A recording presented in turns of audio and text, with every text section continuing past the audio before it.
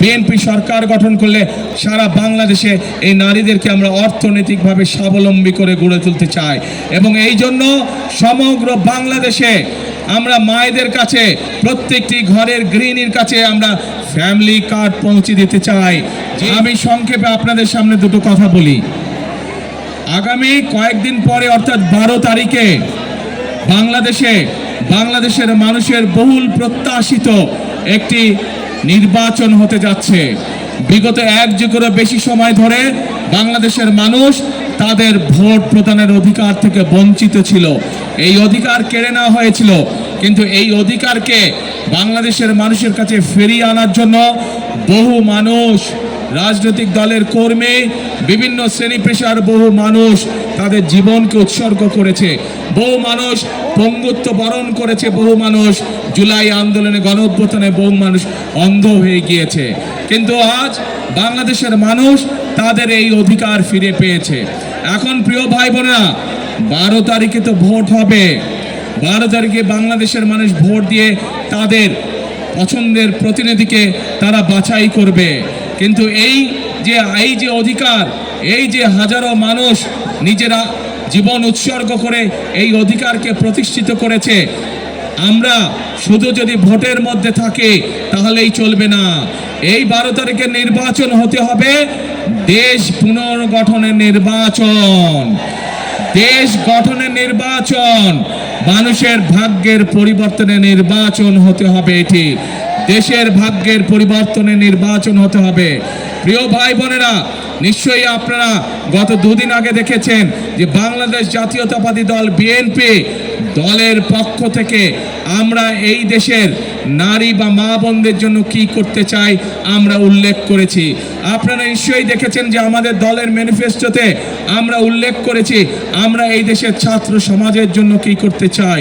আমরা আমাদের ম্যানিফেস্টোতে উল্লেখ করেছি যে আমরা কিভাবে বাংলাদেশের লক্ষ কোটি যে বেকার আছে সেই বেকারদের কর্মসংস্থার ব্যবস্থা করতে চাই। আমরা উল্লেখ করেছি কিভাবে আমরা আমাদের দেশের মানুষের কাছে স্বাস্থ্য সেবা পৌঁছে দিতে চাই। প্রিয় ভাই বোনেরা, এই পরিকল্পনাগুলোকে যদি সফল করতে হয় তাহলে আজকে ধানের শীষের পক্ষে আমি আপনাদের কাছে ভোট চাই। আজ এই নির্বাচনী জনসভায় আমি হয়তো আমার রাজনৈতিক প্রতিপক্ষ সম্পর্কে আপনাদের সামনে অনেক কথা বলতে পারতাম, কিন্তু আমি সেই বিতর্ক, সেই সব কথায় যেতে চাই না। কারণ আমি হয়তো সেই সব কথা বলতে পারি, কিন্তু সেই সব কথা যদি বলি তাহলে কি এলাকার মানুষ বা দেশের মানুষের কোনো উপকার হবে? কোনো উপকার হবে না। দেশের মানুষ জানতে চায় যে বিএনপি বা অন্য রাজনৈতিক দল দেশ গঠনে কি কি পরিকল্পনা করতে চায়, মানুষের ভাগ্যের পরিবর্তনে কি কি পরিকল্পনা করতে চায়। প্রিয় ভাই বোনেরা, আমরা দেশের যে জনসংখ্যা তার অর্ধেক নারী।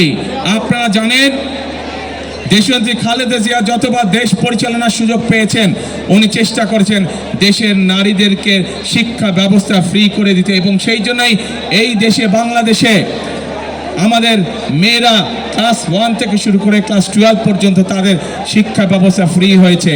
প্রিয় ভাই বোনেরা, আমরা এবার ইনশাল্লাহ আপনাদের দোয়ায়, আল্লাহর রহমতে, আপনাদের সহযোগিতা, আল্লাহর রহমতে বিএনপি সরকার গঠন করলে আমরা এই যে গত 2 যুগ ধরে যে 3 যুগ ধরে মেয়েরা শিক্ষিত হচ্ছে, সারা বাংলাদেশে এই নারীদেরকে আমরা অর্থনৈতিকভাবে স্বাবলম্বী করে গড়ে তুলতে চাই।